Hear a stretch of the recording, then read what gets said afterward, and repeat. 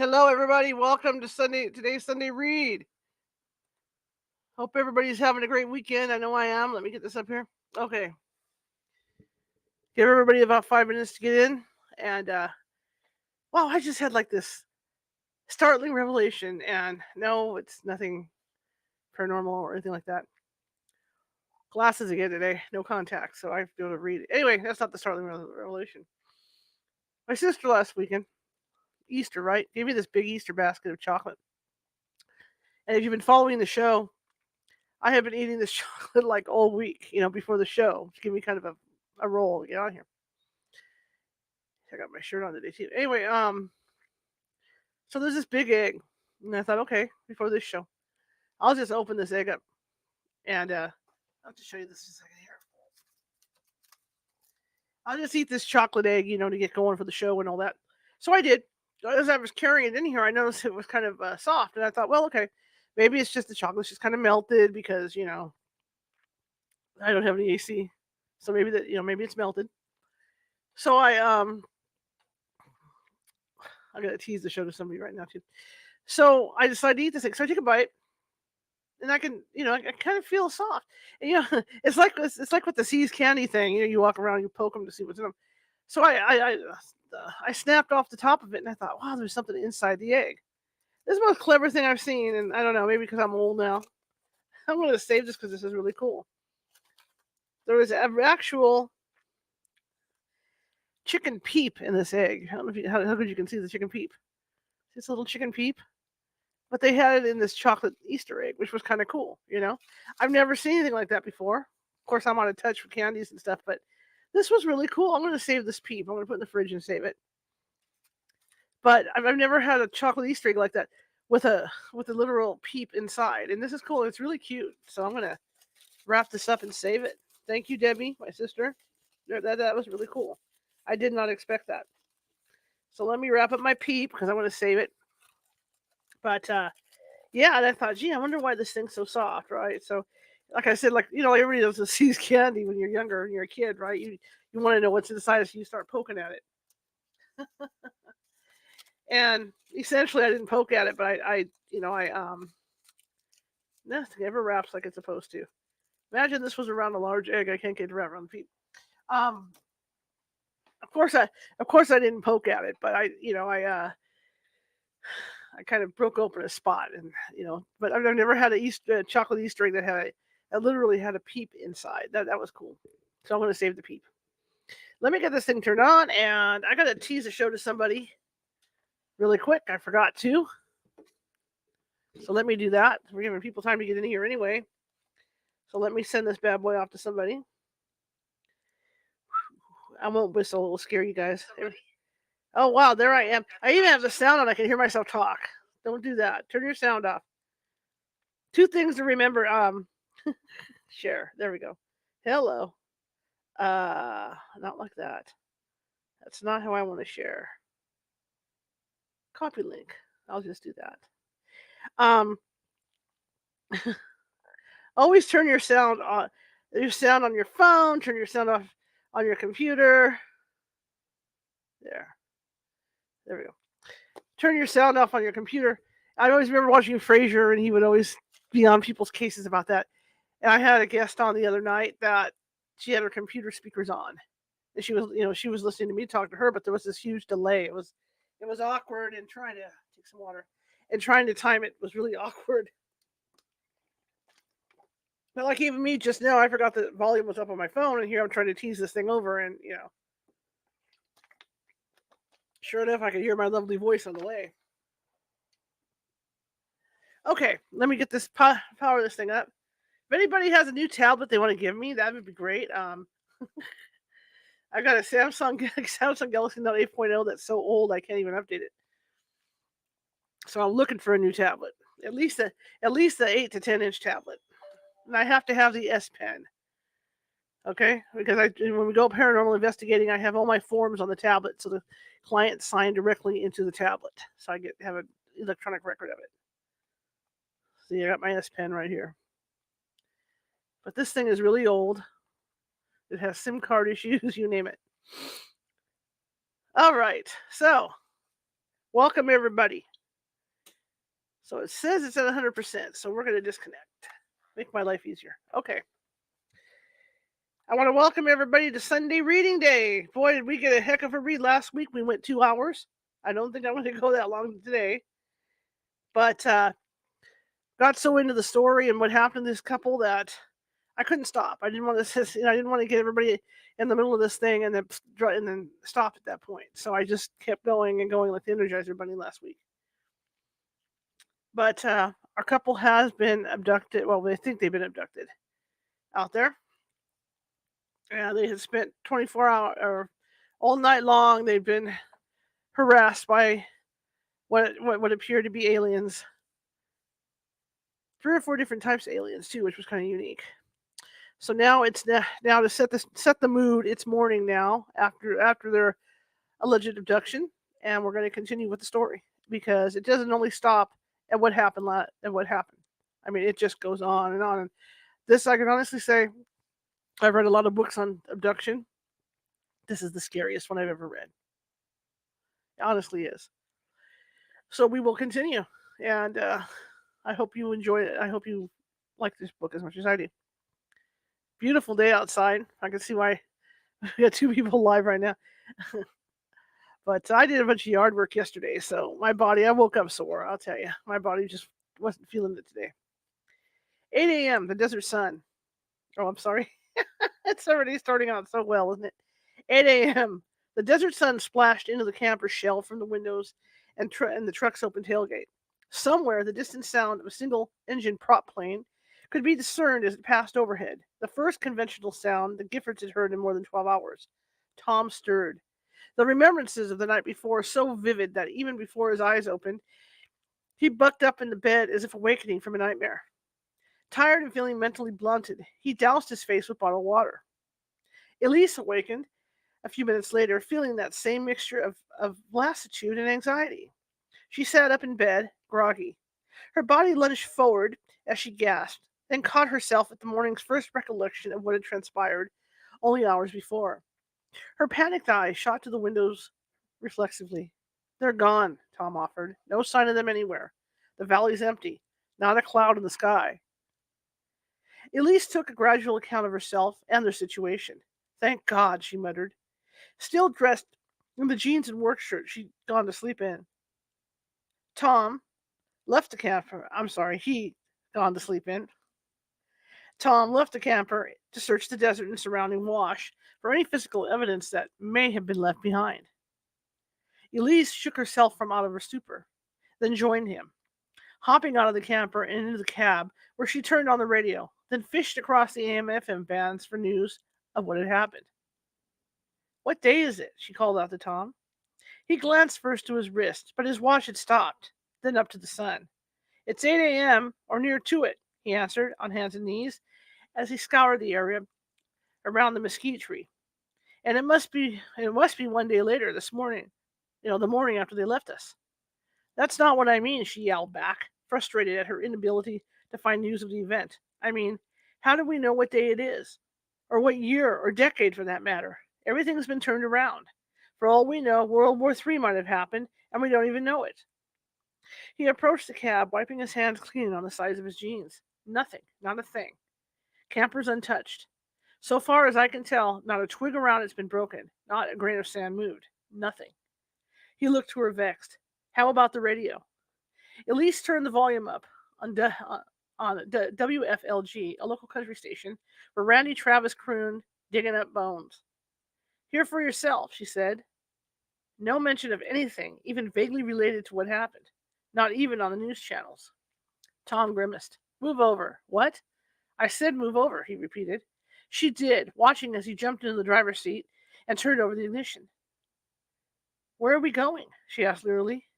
He took the truck up the rugged mountainside leading out of the valley. To find witnesses, he answered, racing the Ford pickup onto one of the unnamed trails they traveled the night before.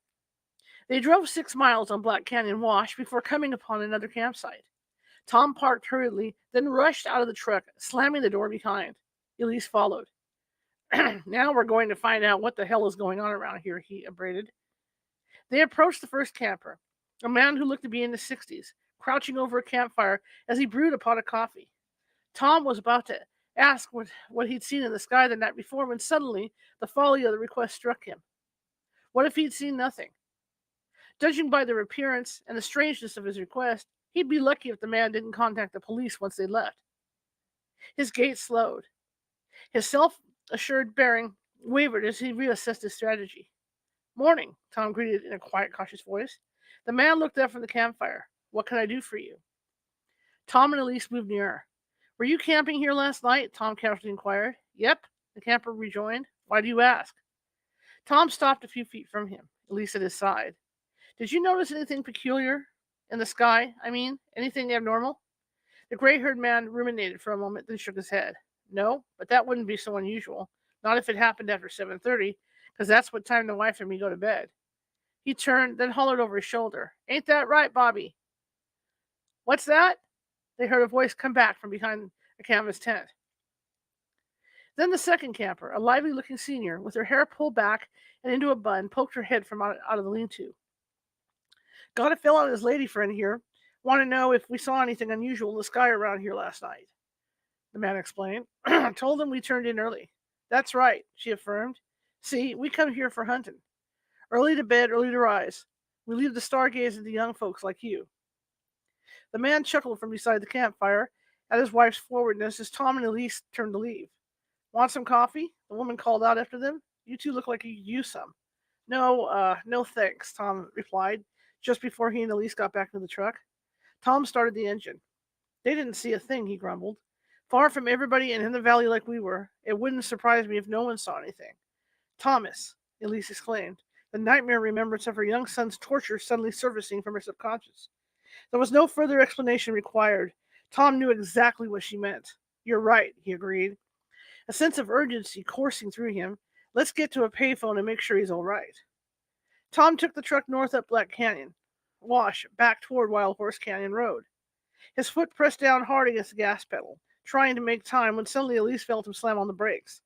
Elise's lithe frame whipped forward toward the windshield, then back to the passenger seat. She turned on Tom, about to complain, but stopped abruptly. Tom's hands were clamped around the steering wheel.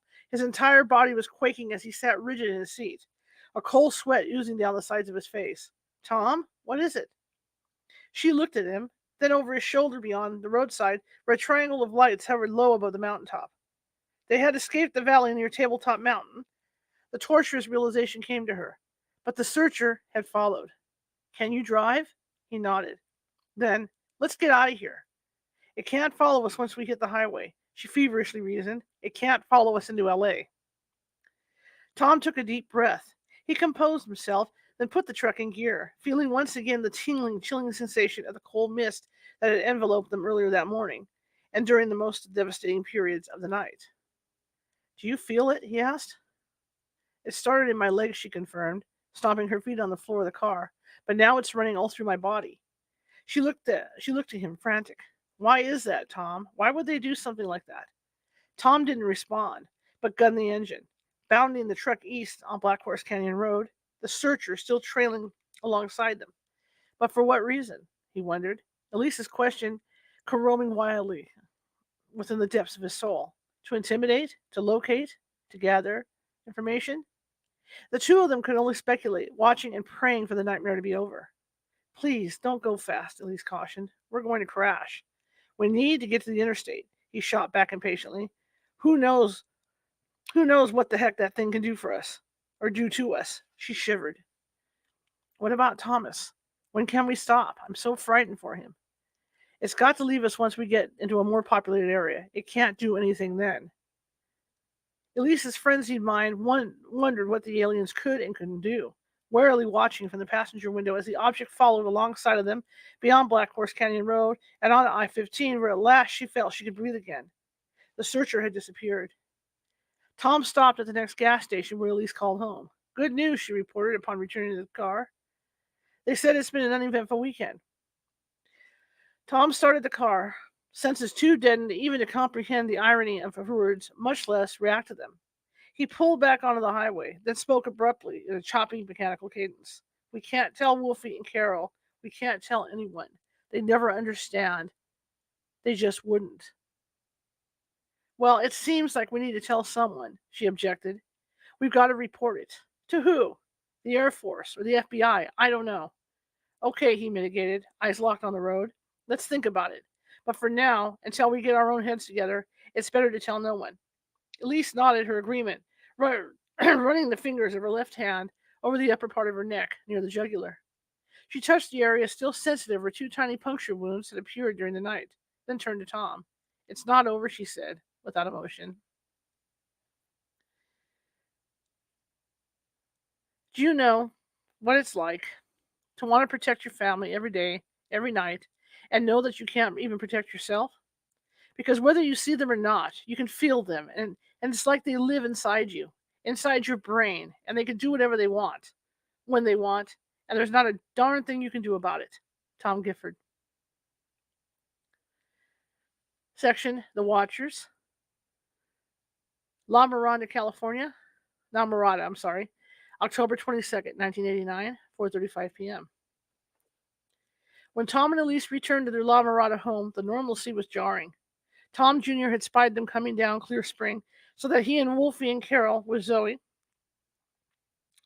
or Zoe, Zoe, so I'm going to say so, in her arms, were all waiting when they pulled into the driveway.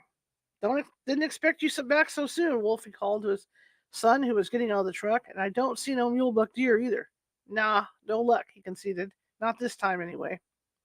Tom Jr. ran to his mom. She embraced him like she'd never let go. I missed you so much, she gushed, impassioned. I missed you. Let's see. I missed you too, Mommy. And how was Zoe? Elise asked hopefully. An angel. But you, said her mother-in-law, looking frightened. You look. Have you been ill? Elise let go of Thomas, then turned away. No, just a little tired, she fibbed, walking alongside Wolfie as they entered the house. It's my fault, really, Tom interjected. Mid Hills was sold out, so we had to sleep roadside the first night, then set up camp near Tabletop the next. Sold out? Wolfie repeated incredulously. This time of year? That's hard to believe. Tell me about it, muttered Tom. Well, did you at least make it into Nevada? Elise, who was still fawning over Tom Jr., smiled miserably. Yeah, I played the slots, and Tom even won $70. Carol, the optimist, sipped from a cup of coffee that had been waiting on the console. So at least it wasn't a total loss. No, Elise wearily agreed. It was fun. But if you don't mind, I think I'd better take a shower and go lie down. Carol, who was a trained nurse, walked toward her, placing the palm of her long, thin hand over Elise's forehead. No fever. She turned to her son. What did you do to this poor girl? Tom shrugged. But they never did go hunting. Wolfie jibed. Probably spent the whole weekend dancing and whooping it up at Whiskey Pete's. Carol shepherded Elise through the narrow hallway into the master bedroom. Elise sat on the edge of the bed, then kicked off her Reeboks. She smiled weakly. I don't think I'm going to bother with the shower just now. Carol's expression was keen with concern. You and Tom? No, nothing like that. Just very, very tired. Carol watched as her daughter-in-law curled up beneath the covers. Elise was asleep before she turned to leave. Realizing that Elise wasn't feeling well, excuse me, and Tom seemed exhausted, Carol and Wolfie said their goodbyes before lunch, with baby Zoe napping and Tom Jr. in the playroom watching cartoons. Tom joined his young son. His 6'1", 225-pound frame eased comfortably into the recliner. At last, he put his feet up, his mind a muddle of fears and theories and emotions, while Tom Jr. laughed hysterically at the antics of Bugs Bunny, Elmer Fudd, on the TV screen.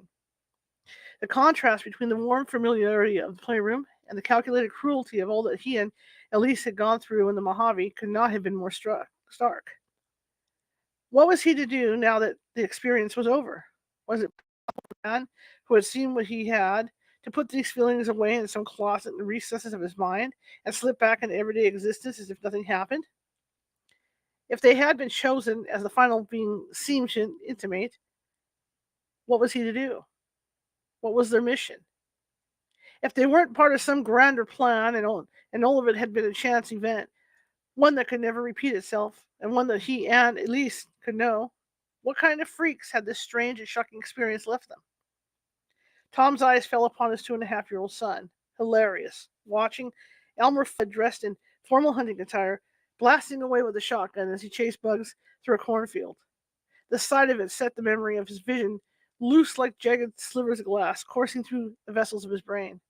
He remembered the rawness of his desperation while being hunted and the calculated deliberation of his stalker, and wondered if he was not the same victim of prey to the creatures he had encountered. The experience left him questioning everything about humanity and religion, about himself.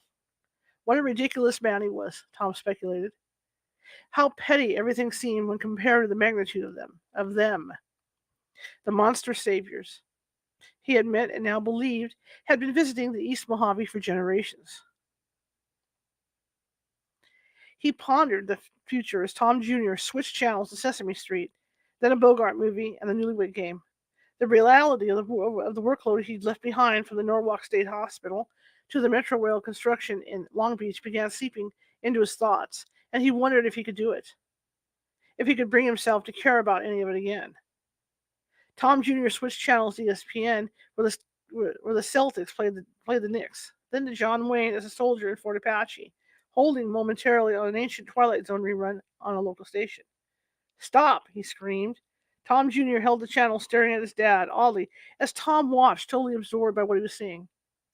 Space aliens had landed in Washington, D.C., offering to serve man. Tom remembered. Strange, but the play on words, after all these years, seemed subtly amusing, since the story was about a cookbook used literally to serve man as a food source. "Dad," Tom complained. "Just a little while longer," he asked, smiling, then laughing and finally bursting into tears. Rod Serling's aliens were tall with large craniums and distended arms, clearly of superior intelligence. They communicated telepathically, encouraging their human victims to eat hearty before feasting on them themselves. "If you only knew," he muttered, eyes glistening with frustration. "If you only knew." "Dad?" Tom's attention returned from the TV screen back to Tom Jr., who had been studying him throughout. "Why are you crying?" Tom invited him up onto his lap, unable to control the tears that now rolled down the sides of his face. "I don't know, Tommy," he confessed. "The truth is, I don't know why I'm crying." 12:30 a.m. Elsie's eyes were closed and her body still as she slept, but her mind journeyed back to the Mojave and places unnamed where, like Tom, she struggled to comprehend what had occurred and what it could all possibly mean. Their experiences in the camp were played over and over again in her mind. The meanness of the gremlins, the eliminated figure so cruel, the probe that threatened to destroy them, the comforter who offered them succor. What world did they come from? So foreign and strange. Were these the instruments of good or the gods of evil? Elise agonized, but there seemed no clear solution, for the answer was both. True, this was not something either she or Tom had asked for. The sense of helplessness to which they had been subjected was worse than anything she could ever have imagined. Yet, to know that it all truly existed, that beings such as their comforter were real. What knowledge, Elise marveled. What power to treasure in one's soul. Surely such insight was valuable and needed to be shared with others. But how? Where did it all fit? Still, one thing was certain. Elise had undergone a trauma that left her psychologically shattered. The part of her that reasoned knew this. The part of her that the part of her that intuited understood it. Also, for all through the night, the images so long forgotten or suppressed rose like fetid cadavers from out of her subconscious. Images of her childhood attacker, of her fears about little Thomas's survival at birth, of these alien life forms that had inflicted such pain. But there were other events half hidden that this night began emerging into Elise's vocabulary of terror. Dark corridors and lighted ones, a pervasive sense of physical violation, and always that feeling, the, uh, the ubiquitous perception that someone was watching. Elise sprang up in her bed, heart pounding and eyes wide open. "What have you done to me?" she blurted, but no one was there, not even Tom. Elise peeked at the clock on the night table beside her. It was 3:30 a.m. She slid her feet into a pair of slippers beneath the bed, then crept down the hallway, careful not to wake the kids. In the kitchen, perusing a set of architectural drawings, was her husband wearing the burgundy bathrobe she'd given him for Christmas. New hours? She asked gently. He laid the drawings down on the kitchen table. Can't sleep? Since 2. She walked to the fridge. Warm some milk up for you? Nah, you know me, he abstained. Once I'm up this long, I might as well make a night of it. How about some coffee? Why not? Elise plucked 2 cups and saucers from the kitchen cabinet, then boiled some water. You had a nightmare, didn't you? He nodded grimly. Want to tell me about it? It's not a nightmare exactly, he explained. More like reliving the experience over and over in dreams. She poured the steaming water into his cup. How much do you remember? Tom's eyes raised from his cup, surprised. All of it. Why? What about when we were asleep? He guffawed. Well, no, I wouldn't remember that. I was asleep. But they were still there. The monitors, the searcher, the eliminated figures, too. Yeah? Elise sat across from him at the table. So how do we know other things didn't happen while we were sleeping? I suppose they could have. Sure, Tom conceded. But we were in the camper the whole time. She took a gulp of coffee. Her expression, cool and composed, seconds before, was anything but that by the time she put the cup down. But where was the camper? On the ground, near the wash. And the ground? I don't follow. My point is, I don't think we ever came down from the museum, Tom. Her chin quivered. We were on board the craft the whole time. And that's what my nightmares are about. Not the experience. The time after the experience when we were sleeping. Tom reached for her hand across the table. Elise, anything's possible. My God, I hardly know who I am anymore, let alone the things that may or may not have happened to us out there. But you, what about your dreams? She persisted. The ones you had tonight. Tom searched his mind to retrieve them. Mostly about the visions, the ones in the camper. His eyes narrowed, but there's another I can't entirely explain. What? It's more of an image than a dream. A feeling like walking through a kind of tunnel or passageway. White? Like the light from the probe? He nodded. Yes. I had that same image tonight in my dreams. Tom took a sip of coffee, then sighed. Isn't what we remember enough? Jesus, Elise. It's not like we've got to go looking for things to worry about. No, she answered, leaning toward him over the table.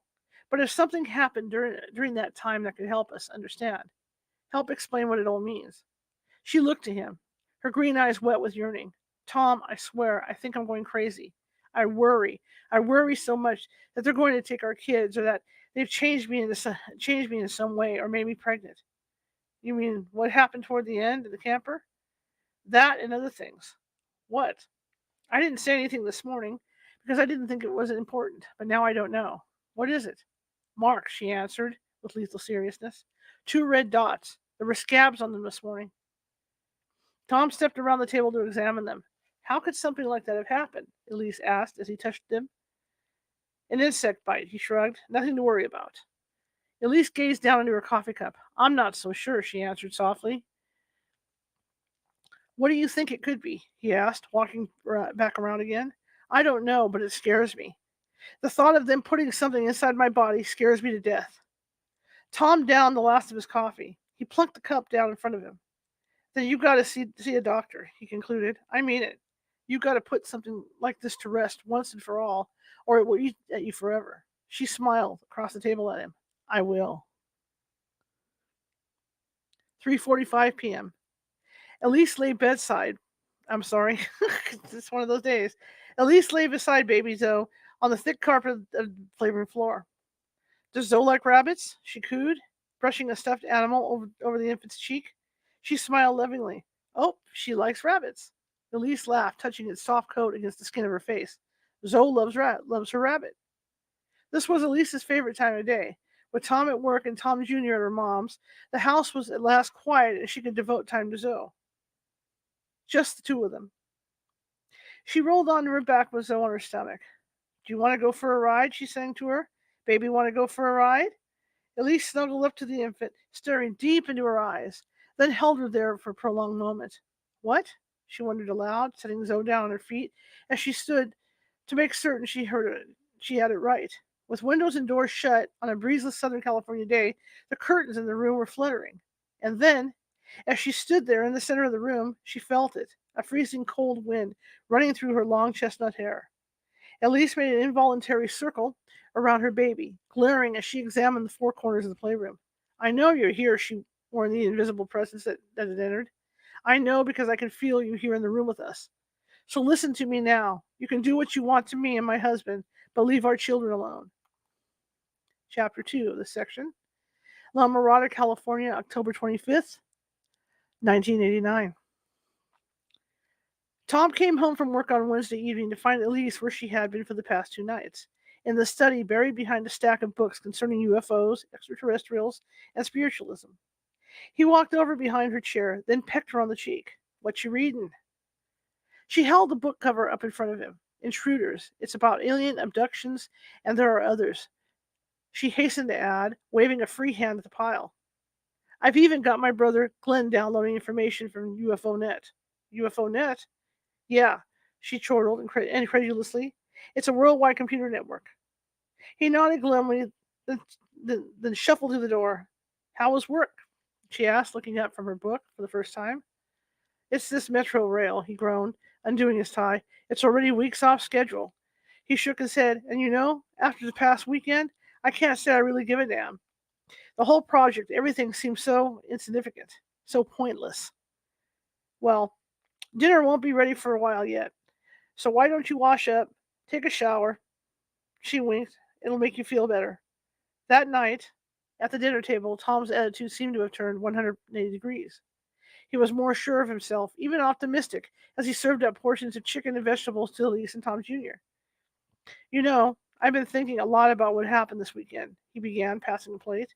But it wasn't until just now that it came to me. A way of approaching all this that might help us both. Elise took the plate from him. Okay, what's your idea? He snared a chicken leg from out of the casserole dish. Fact is, I don't think either one of us is faring too well lately. Neither of us sleeps anymore. You're turning into some kind of UFO fanatic, and I can't do my job worth a damn. He placed the chicken leg on Tom Jr.'s plate. That's not us, Elise. It's not.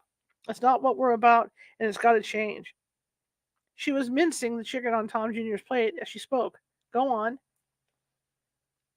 Anyway, I believe you've got to face challenges straight up, or you'll never overcome them. So I'm suggesting we do two things.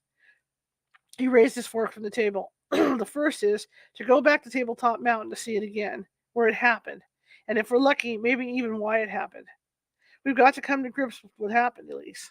Because one thing's for sure, we can't make it go away. It's it's too much a part of us. We're two different people than who we were because of it.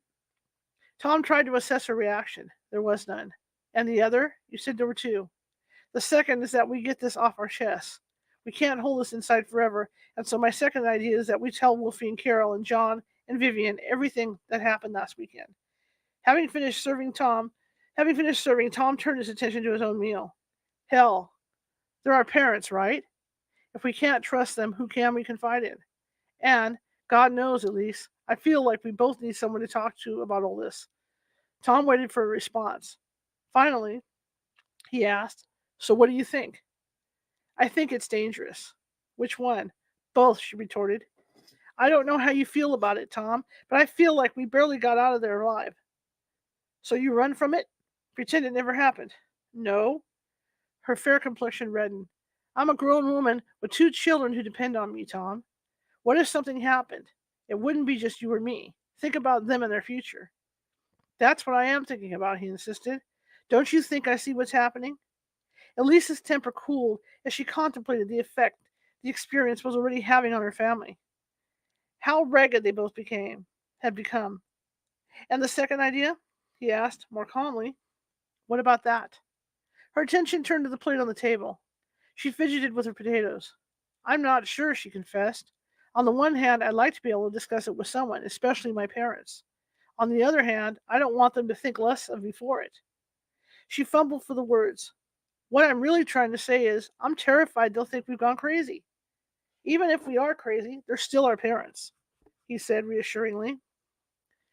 You'll still be their daughter or daughter-in-law.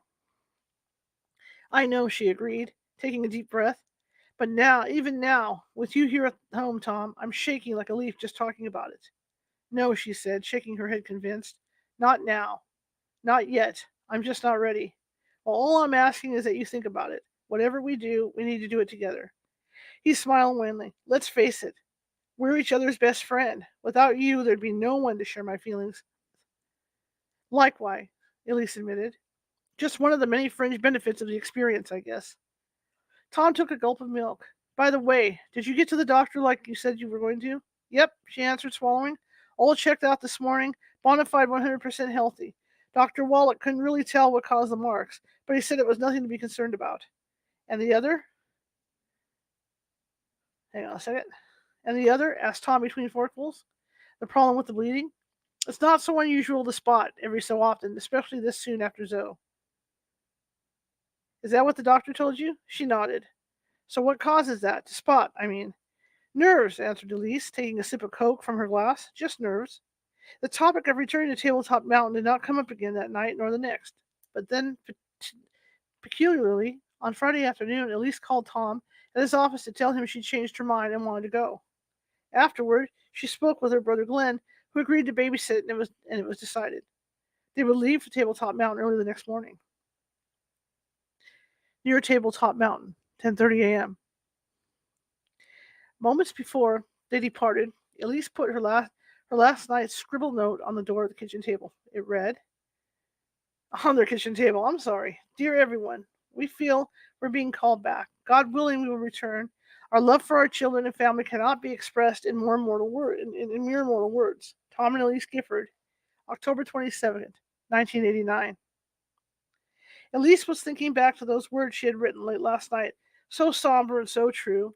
It felt strange driving down Black Canyon Road in the Ford camper exactly as they had done 1 week before, she reflected. But there was more to their return than curiosity or the hope of vindication. Originally reluctant to venture back, she, like her husband, had come to realize that until they found answers to the questions that plagued them, there would be no peace in their lives. Tom cast a concerned look at Elise as they passed Wild Horse Canyon Road and the Mid Hills campground. Silent for the better part of the trip, she was pensive and frightened. You okay? She nodded bravely. You're nervous, aren't you? A little, she answered.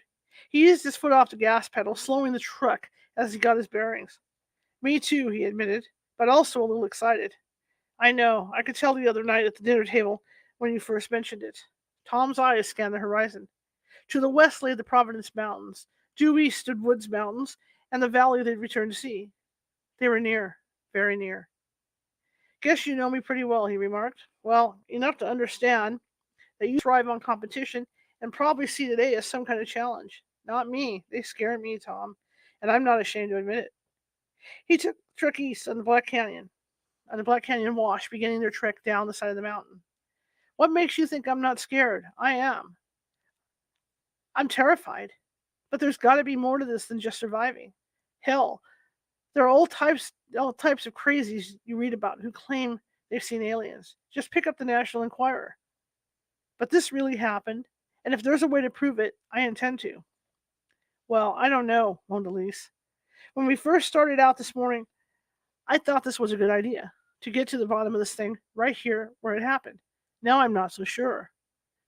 Tom held the wheel steady as the camper lurched forward over a crater in the road. I'm sorry, baby. Is there something I can do? She guffawed. Just tell me I'm not going crazy. I guess.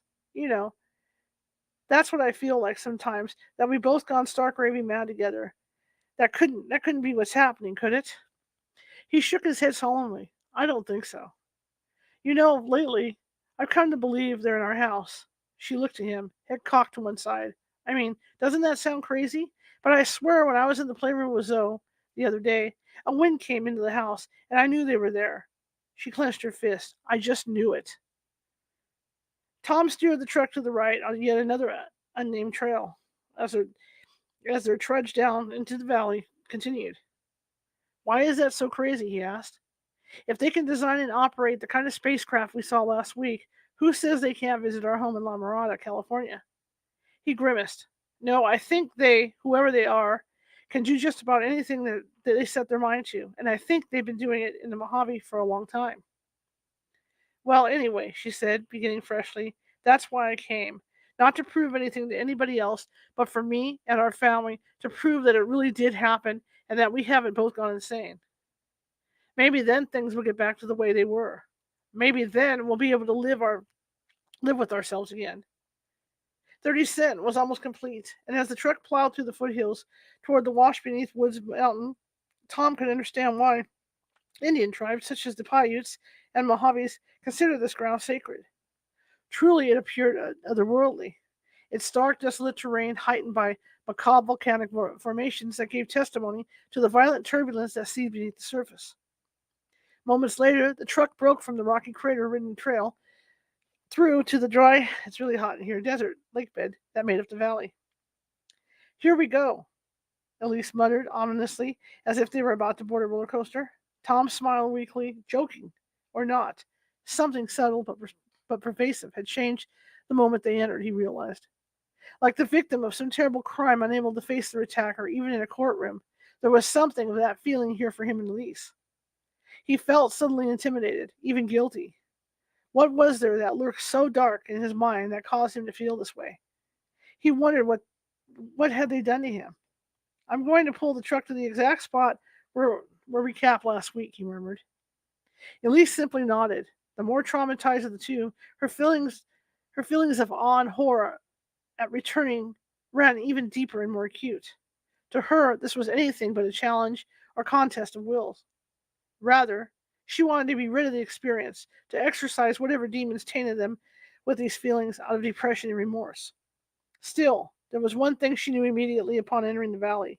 Her memories, blisteringly real from the week before, were anything but fantasy. What she and Tom had experienced was as real as the granite mountain that enveloped them. Tom pulled the camper onto the belt of high ground near the base of Woods Mountain. He turned off the ignition and then sat for a drawn moment, a thousand impulses dancing like talons before him. Let's go, he said, turning to Elise, his expression solemn and determined. The two walked some 20 feet from the camper to the fire pit that Tom had dug the week before. Well, I guess we were here all right, he said in a matter-of-fact voice. Here's the fire pit we built. He pawed at the burnt mesquite that lay outside the circle of the rocks with the toe of his boot. And here are the burnt branches that flew from when I kicked the fire out.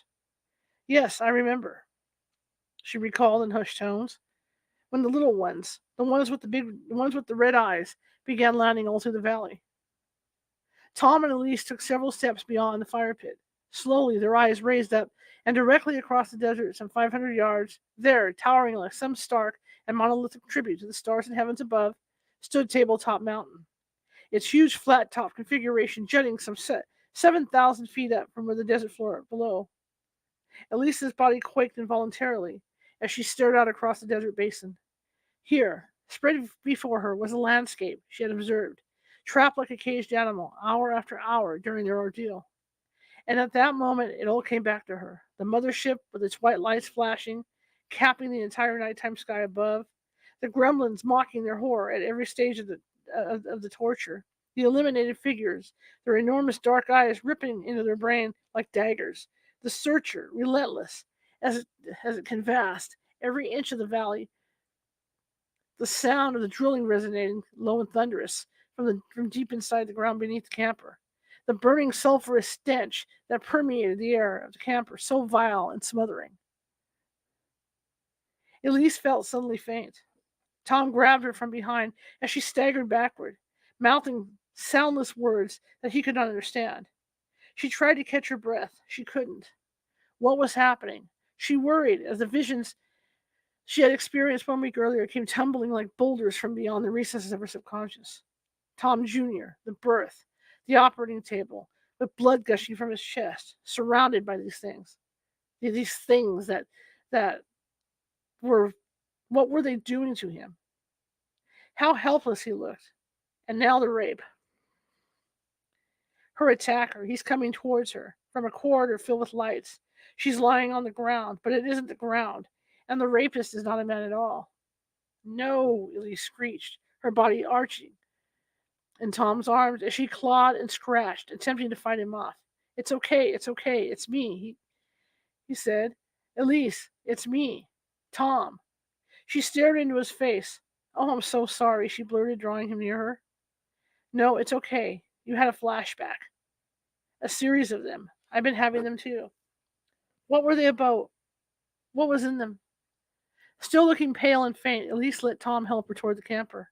Are you all right? I mean, are you feeling better? Yes, yes, now tell me, she insisted. What did you see in your flashbacks?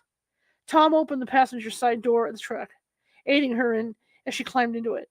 He was still contemplating a response as he reached for a Coke from the cooler, plucked off the tab, and handed it to her. I didn't really see anything, he began. I mean, they weren't visions like before. More like very powerful memories, recollections of things that happened last week. For instance, all of it, the spacecraft, the eliminated figures, but mostly the visions. Vivid recollections of what the first sighting as a kid, vivid recollections of that first sighting as a kid, and the other, the one I told you about. No question, those were the ones that came back strongest. Were there additional events you remember? She prodded. Anything different from what we saw that day? He blew a long breath from his lungs, straining to remember. Lights, but not like the ones that were flashing, he uttered suddenly. These are on runners, like in that tunnel we talked about before. Tom cocked his head back and then shut his eyes very tightly, struggling. What do you mean? I don't know what I mean, Elise, just struggling. Like in a wrestling match, he snapped abruptly. Honest, that's all I can remember. She nodded and she nodded and understood. Here, how are you feeling? He asked. Let me get over there. Oh, I'm fine now. She dabbed at the beads of perspiration forming on her forehead. It's the heat and the memories. She shook her head and just the sight of this godforsaken place. We won't be staying there. We won't be staying. There is no evidence, he conceded. Nothing physical anyway. And that makes sense because I don't think they're physical beings. Not physical as we understand the word. He stepped away from the door, then slammed it shut. Let's get the hell out of here. He started walking toward the other side of the truck when Elise called out to him. Tom? He turned. What is it? We don't have to come back to find them. What are you talking about? They're not here, she started plainly. I know when they're watching. Upland, California, February 14th, 1990, 9:35 p.m. It wasn't until several months later that Tom and Elise decided to confide all that was happening to Elise's parents. The experience was wearing them down. For Tom, work had become unbearable. The sleepless nights and horrific nightmares continued. But just as impairing was a feeling of guilt and isolation, as though he had done something terrible and held some dark and shameful secret that could be shared with no one. His powers of concentration at work had diminished, and the man once described as Mr. Dependable at Southwest Construction now struggled with attendance and project follow through. The weeks and months immediately following the experience had been even more devastating for Elise. She became reclusive, eschewing social contacts with friends and family for fear that they might discover what was happening. The dread she felt personally extended to the children, whose life outside the immediate family she vastly restricted, fearing that they might be injured or abducted by the creatures whom both she and Tom believed watched them regularly. With this sense of isolation and helplessness growing, the two decided this was time to share their experience. Elise's folks, John and Vivian, had been watching the children that day in Upland, and they'd been invited for dinner. So it seemed a simple matter to stay on for coffee and the discussion that they so desperately wanted. Tom was sitting at the dinner table with Elise's parents when she returned from the bedroom, where Tom Jr. and Zoe were sleeping. Elise joined Tom at the table. With coffee and dessert out of the way, Elise sat forward in her chair, then began uncomfortably. Tom and I wanted to talk to you about something very private, something we've told no one else about. No one. Elise's father, John, a strapping, soft-spoken man with short-cropped salt and pepper hair, sipped his coffee thoughtfully. Vivian, his blue-eyed wife, quietly waited. Yes, dear, you don't have to be concerned about confiding in us, she encouraged, no matter what it is. I know, Elise agreed. I've never had to be concerned about that, ever. Not even as a child. But Mom and Dad, something happened to Tom and me while we were in the Mojave, back in October, that's had a profound effect on our lives. She bit her lower lip as her chin quivered with emotion. I know this will sound impossible to you, but we had an experience with extraterrestrials. Elisa's mom reached for her hand across the table. You mean you saw a UFO, is that it? She shook her head, looking to her, then to her dad. There's a movie that came out not long ago called Communion. Do you know that one? Yes, I think so, Vivian agreed, glancing to her husband, who sat back taking a long sip from his coffee. Well, that's something like what's been happening to us, to Tom and me. I say happening because I'm not sure it's over. Elisa's dad, a gentle reserve man by nature, deposited his cup down onto its saucer, then stared at both her and Tom quizzically. Are you trying to say that you two were abducted by extraterrestrials? He cocked his head to one side. Is this serious? Or are you two putting your mother and me on? There was a protracted silence during which he looked long and deep into his daughter's drawn countenance and mirthless green eyes. He had seen that look before. They hurt you, didn't they? He asked finally. She nodded woefully. It was horrible, she snarled, angry and hurt and crying now. They came down from the sky, hundreds of them, and held us in the back of the camper. They? The aliens? Asked John. She nodded again, totally absorbed now in relating the details of their encounter. Patiently, and with true caring, they listened as Tom and Elise told them what had happened and the depth of the emotions they were feeling. By the time they had finished, it was nearly 1 a.m., and each was anxious to hear a reaction. It was John who spoke up, sensing the need to comment and somehow try to assess what he told them. I believe that you believe this happened, he struggled. Now, I'm no scientist, but what you're telling me defies everything I know. Space aliens, angels, and gremlins. He shook his head helplessly. I love you more than anything, darling, but there's got to be some other explanation. Do you think we're lying? Tom asked bluntly. No, he answered, unhesitant. I don't. I think you and Elise are telling us everything as you believe it happened. Isn't it possible you saw some experimental jets or rockets the Air Force might have been testing? Elise's mom suggested. You don't understand, Vivian, Tom objected. We're not talking about two people looking up into the night sky and thinking they saw a flying saucer. He waved his hand, palm up from side to side. No, it was huge in scope. The spacecraft, the life forms themselves filled the entire valley. Maneuvers then, she offered. Tom's eyes flashed. It wasn't experimental jets, and it wasn't maneuvers, he said tersely. Okay, John mitigated. We know what you're saying, but please realize we're just trying to understand to help you if we can. Dad, said Elise, stretching across the table toward him, you can help us by believing what we're telling you is the truth and that it really did happen the way we're telling you. Her dad's sanguine complexion had paled over the past 4 hours. He was tired and perplexed. I hear you, he sighed, but you know that part of it doesn't really matter. The important thing is that your mother and I see how upset you both are, and we still love you, and we're going to support you in any way we can. Your father is right, dear, chimed Vivian. We don't know much about these things. Who can say what's possible or not? But you'll always have us here for you, no matter how things turn out. Thank you, said Elise, embracing Vivian and then her dad. I love you both so much. Tom stood. He shook John's hand, his disappointment palpable. One thing you said that I can't agree with, that it doesn't matter if it really happened or not. Well, it did happen, he said pointedly, and it does matter. Few words were exchanged during the short drive back to Upland to La Mirada, from Upland to La Mirada. Generally, both were pleased at John and Vivian's willingness to help and understand, but Tom remained vexed at what he knew deep inside was true. Elise's parents could not bring themselves to actually believe the events as they described them were true. Elise and Tom lay in bed sleeping soundly that morning, even as they sensed another presence in the room.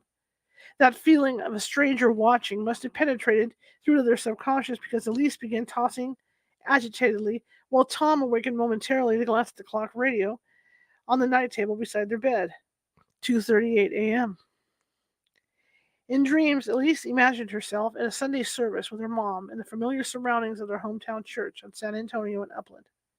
Tom was locked in one of his proudest moments, a final minute minute interception during the East-West Championship football game in 1986. All was as it should be for both, until the church singing stopped and the crowd's cheering came to an abrupt halt. Each of them stood, Elise in church, Tom in the stadium, watched. The churchgoer's eyes seemed cold and alien, and even her mother turned to study the strange creature beside her. Tom was patted on the back and congratulated the cheers of thousands at Bulldog Stadium, but now his teammates didn't know him, and the crowd became scientists staring at him as if he was a curiosity and not a person at all. And in the dreams and around them always were the eyes like he'd never seen before, studying, probing inside both their brains until their hearts were pounding and their minds raced to the point of bursting.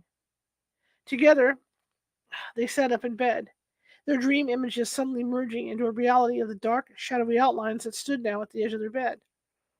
At that moment, it felt to them as if everything had stopped. Time, even the steady throbbing of their elevated heartbeats. Tom again glanced at the clock radio. Was he dreaming?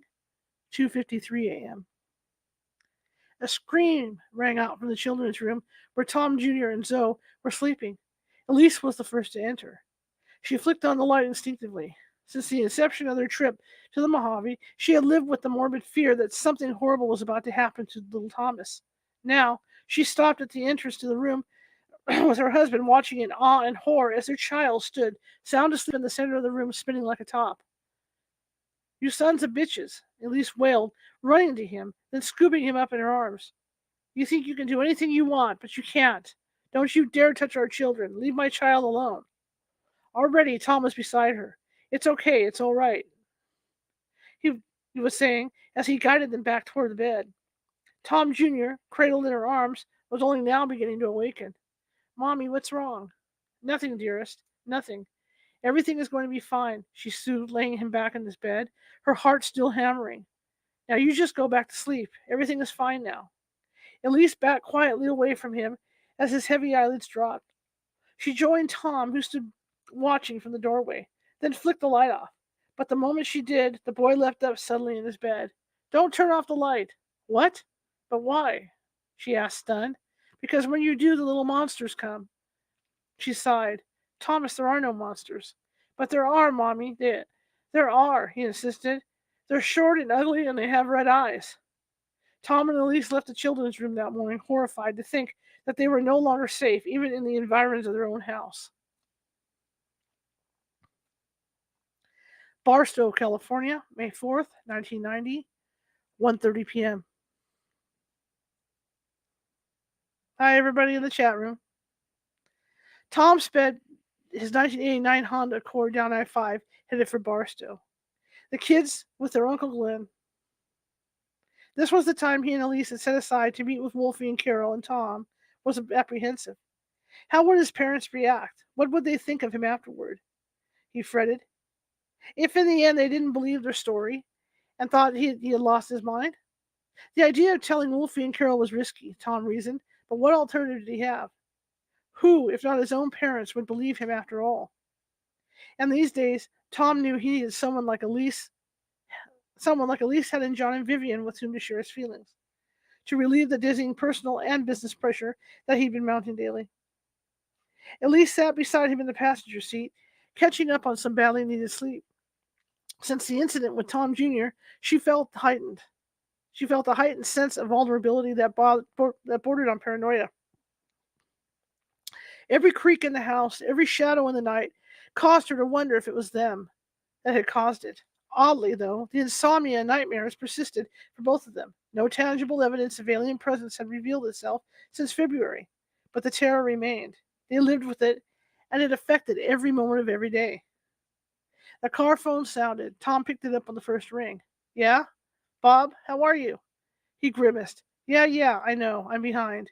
He shrugged. "Hey, I'll get it to you, all right?" "No, absolutely not. But tomorrow," he promised. Okay, Bob. Yeah, goodbye." Elise's eyes opened slowly. "Who was that?" "Bob Jacobs." Elise frowned. "I wish you wouldn't talk like that. Here you were. Here you are, just baptized and converted to the Mormon faith."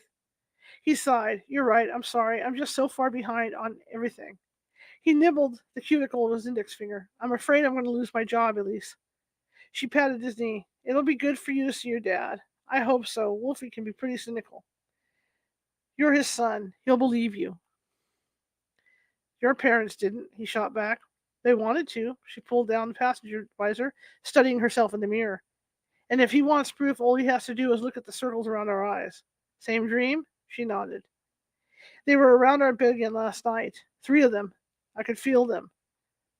See them like their shadows in the dark."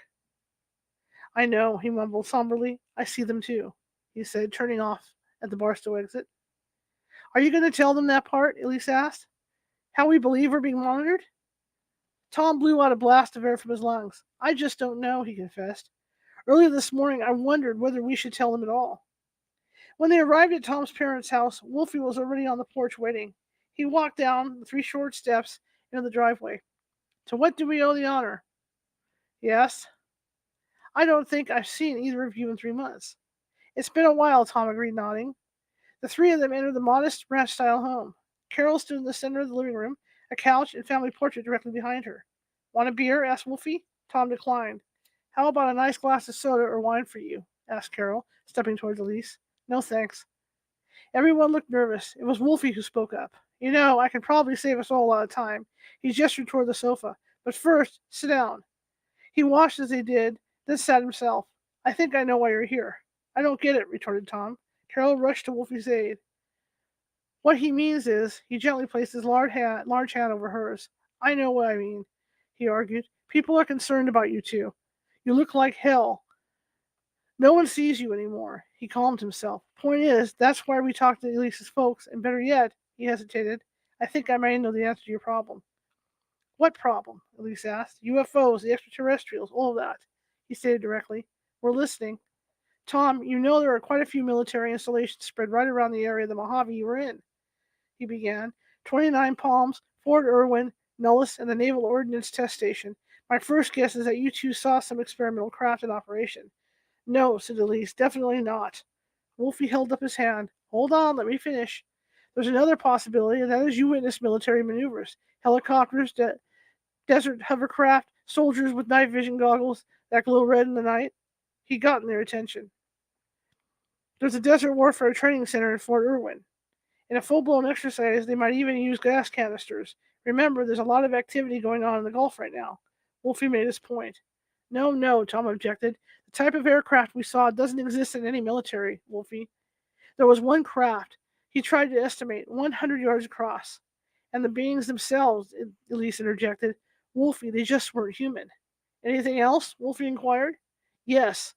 It still goes on. She became suddenly agitated. They're everywhere, watching us, monitoring every thought, every emotion. And we see them.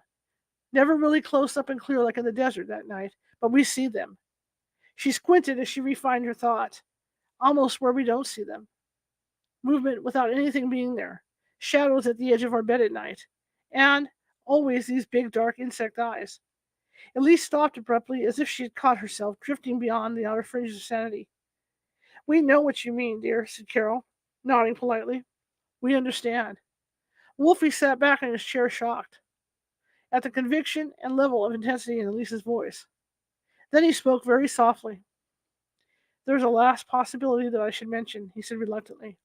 It's not so unlike the last explanation, and I wouldn't mention it except that I once heard of a man who claimed he'd been part of a top-secret PSYOPs program in the mid-'80s. A good, decent fellow, college graduate, Georgetown, I think, with a wife and 2 kids. He sat forward staring at Tom and Elise. When they got through with him, he had to be toilet trained because his mind had been reduced to a complete blank. Wolfie paused a moment to let his idea settle. They got a bunch like that at Fort Irwin, Desert Training Center. He dropped back in his chair. Now I'd like you two to just think about that. Not a word was spoken for at least 30 seconds. So you're saying we may have run into one of these PSYOPs divisions, Tom surmised, and that we were drugged or gassed or whatever, then held captive by our own military while the maneuvers continued. Wolfie placed the palms of his 2 hands over his belly. That's what I'm saying. And if you're asking me to choose between monsters from outer space and drugs and war games, the war games will win every time. My sweet Jesus, gasped Carol, you don't think. Why not? Said Wolfie. They've done it before, the bastards. Elise turned to Tom. That could explain the flashbacks. You've got to be kidding, Tom protested. Do you think I can't tell the difference between what we saw and guys wearing night vision goggles? He looked to Wolfie. And let me ask you this. If we were drugged and hallucinating, how is it possible for 2 people to hallucinate the exact same things at the exact same time? Wolfie gazed at his son, deadly serious. I don't know. But what I do know is that you two can't go on like this. He motioned to the outside through the living room plate glass. Look around you. It's spring out there. What happened to you was more than 7 months ago. Try to relax, enjoy the flowers and trees and your children. If things don't improve by summer, I suggest you both get some professional help. It was Elise who spoke up now in a steady cadence voice that bellied her emotions. I'm sure you're both worried about us, she said, but Tom's right. We saw them, we smelled them, we felt them around us at exactly the same moment in exactly the same way. No, she reasoned, shaking her head from side to side. This was no military maneuver and it was no hallucination. In my heart, I know what we witnessed. And I know what we witnessed was not part of this world. Tom and Elise had a late lunch at his folks' house, then drove back home under the late afternoon sun. They picked up Tom Jr. and Zoe from Glenn's house, actually feeling better since their visit. Though they didn't believe Wolfie's theory, it was the most viable alternative they had come across. All right, guys, that's it till next week. And I will see you again at 6 p.m. Pacific. I'm going to leave the book. I'm going to leave this book right here. There we go. But I'll see you guys at 6 p.m. Pacific next week to finish to do the next the next hour's worth of reading. I'm glad you guys came. Tomorrow, of course, we'll be back here at 6:30 p.m. Pacific, and we're going to be talking with James G. Stewart about his book of let's see, Mystery at the Blue Sea Cottage, and it's an interesting book in that it takes place in the Jazz Age, but it's a true murder mystery story that this gentleman wrote. It's the first book he's ever written, so he'll be coming on the show tomorrow to talk to us about that. So I can't wait to talk to you guys tomorrow and see you guys. Let me put this down real quick. And thank you for coming tonight. This book gets better and better. That's why I've been telling people that after reading this book, I've kind of questioned, as a ghost hunter and hearing what people are telling me, when we go out on these cases, it sounds a lot like these aliens. So I'm starting to question whether we're actually hunting ghosts or whether we're hunting. It might be extraterrestrials or something. So you'll see, because this is, like I said, this is the scariest book I've ever read as far as abduction goes. But anyway, thank you guys for coming, and I'm gonna thank my sister again for the Easter candy. Again, that one today was unique, and that when I opened it, when I went to bite into it, it was soft on the middle, and I thought, well, there's something in there, so I poked at it, and there was a little yellow peep, little yellow peep chick, which I'm going to keep, which I think is really, really cool in the middle of this chocolate egg. So that was cool. But anyway, I will see you guys tomorrow. Let me lean forward here, and we're going to talk to James G. Stewart. So I'll see you guys tomorrow. Have a good day. Have a good rest of your weekend.